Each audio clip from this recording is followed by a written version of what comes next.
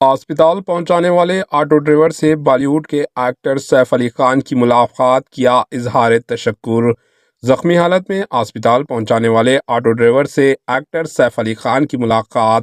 نامور film actor Saif Ali Khan کل اسپتال سے ڈسچارج ہو کر گھر پہنچے۔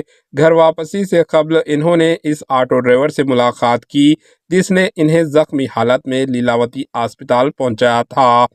اسپتال میں ہوئی اس ملاقات کی تصویر اب سوشل میڈیا پر کافی وائرل ہو رہی ہے۔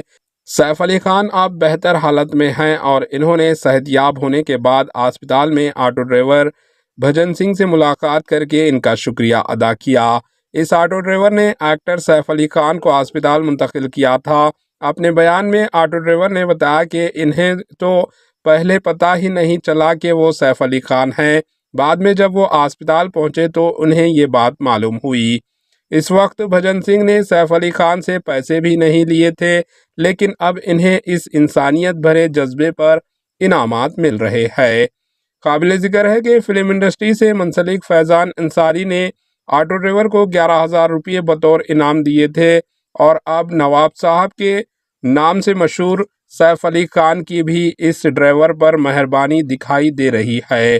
سیف علی خان نے آٹو ڈرائیور سے وعدہ کیا کہ ان کو بقایا کرایہ دیا جائے گا اور کبھی ضرورت پڑی تو ان کی مزید مدد کی جائے گی۔